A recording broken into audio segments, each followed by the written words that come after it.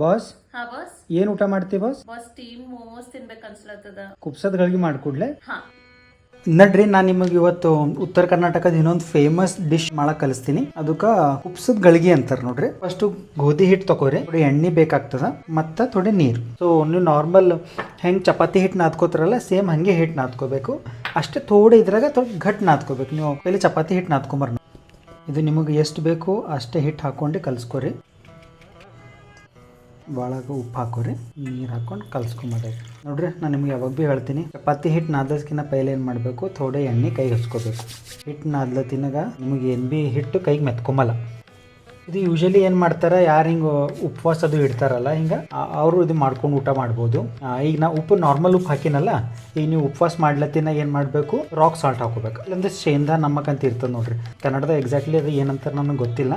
ನಿಮಗೆ ಗೊತ್ತಿದ್ದು ನೀವು ಕಮೆಂಟ್ ಮಾಡಿ ಹೇಳ್ಬೋದು ಒಳಗೆ ನನಗೆ. ಈಗ ಇದ್ರ ಮೇಲೆ ಯಾವ್ದಾರ ಒಂದು ಬಟ್ಟಲು ಇಟ್ಟು ಒಂದು 5 ಮಿನಿಟ್ಸ್ ಬಿಟ್ಕೊಡ್ರಿ. ನಿಮ್ಮ ಮನೆಗೆ ಹಿಂಗೆ ಯಾವ್ದು ಭೀ ಒಂದು ಬೊಗುಣಿ ಇರ್ತದೆ ನೋಡ್ರಿ, ಅರ್ಬಿ ಇರ್ತದೆ ನೋಡ್ರಿ. ಇದು ಯೂಶಲಿ ಏನಿರಬೇಕು, ಕಾಟನ್ ಅರ್ಬಿ ಇರಬೇಕು. ಕಾಟನ್ ಅರ್ಬಿ ಇತ್ತಂದ್ರೆ ಚಂದ ಇರ್ತದೆ. ನೀವು ಹೆಂಗೆ ಕಟ್ಬೇಕು ಅದನ್ನು ಹೇಳ್ತೀನಿ ನೋಡ್ರಿ. ಫಸ್ಟ್ ನಾ ಏನು ಮಾಡೀನಿ, ಇದಕ್ಕೆ ನಾ ಹಿಂಗೆ ರೆಕ್ಟಾಂಗಲ್ ಶೇಪ್ನ ಕಟ್ ಮಾಡ್ಕೊಂಡಿನಿ. ಇದು ಕಟ್ ಮಾಡ್ಕೊಂಡು ಹಿಂಗೆ ಡಯಾಗ್ನಲಿ ಏನು ಮಾಡಬೇಕು, ಇದ್ರ ಒಳಗೆ ಹಿಂಗೆ ಹಾಕಿ ಕಟ್ಕೋಬೇಕು. ನಿಮ್ಮಲ್ಲಿ ಹಿಂಗೆ 2 ಸೈಡ್ ಹಿಂಗೆ ಹೋಲ್ಡರ್ ಇತ್ತು ಅಂತಂದ್ರೆ ನಿಮ್ಮ ಕಡೆ ಇದು ಆಗ ನಿಮಗೆ ಈಸಿ ಆಯ್ತು. ಅದಕ್ಕೆ ಈ ಕಡೆ ಒಂದು ಸೈಡ್ ಕಟ್ಕೊರಿ. ಈಗ ಇದು ಕಟ್ಟಸ್ಕಿನ ಪೈಲೆ ಏನು ಮಾಡಬೇಕು, ಒಳಗೆ ನೀವು ನೀರು ಹಾಕೋಬೇಕು ಆಯಿತಾ. ಈಗ ಈ ಎಕ್ಸ್ಟ್ರಾ ದಾರ ಏನು ಹೊಂಟವೆ ಕಟ್ ಮಾಡ್ಕೊರಿಲ್ಲ ಅಂದ್ರೆ ಉರಿ ಹತ್ತದ. ಮತ್ತು ಮೇಕ್ ಶೋರ್ ಮಾಡಿರಿ ಲಾಸ್ಟ್ ಎಲ್ಲ ಕಡೆ ಕಾರ್ನರಿಗೆ ಚೆಕ್ ಮಾಡಿರಿ, ಎಲ್ಲಿ ಭೀ ತಳಗದು ಸ್ಯಾಗ್ ಆಗಬಾರ್ದು. ಎಲ್ಲ ಕರೆಕ್ಟ್ ಆಯಿತು, ಚಾಲು ಮಾಡ್ಕೊರಿ. ಇದು ನೀವು ಪೂರಿ ಸಲಕ್ಕೆ ಹೆಂಗೆ ಸಣ್ಣ ಸಣ್ಣ ರೌಂಡ್ ಬಾಲ್ಸ್ ಮಾಡ್ಕೋತಾರಲ್ಲ ಹಾಗೆ ಮಾಡ್ಕೋಬೇಕು ನೋಡ್ರಿ. ರೌಂಡ್ ಮಾಡ್ಕೊಂಡು ಹಿಟ್ಟು ಹಚ್ಲಕ್ಕೆ ಹೋಗ್ಬಾರ್ದು ನೋಡ್ರಿ, ಹೊಟ್ಟೆ ಹಿಟ್ಟು ಹಚ್ಲಕ್ಕೆ ಹೋಗ್ಬಾರ್ದು. ನೋಡಿ ಎಣ್ಣೆ ಹಚ್ಕೋರಿಕ ಇದಕ್ಕೆ ದಾಟಿಸ್ಕೊರಿ. ಎಕ್ಸಾಕ್ಟ್ಲಿ ರೌಂಡ್ ಬರ್ಬೇಕಂತ ಏನು ಜರೂರಿ ಇಲ್ಲ, ಇಷ್ಟ ನೋಡ್ರಿ. ಎಣ್ಣೆ ಹಚ್ಕೊಂಡ್ರೆ ಜರ ಪದರ್ ಏನೈತಿ ಈಸಿಲಿ ಓಪನ್ ಆಗ್ತಾವೆ.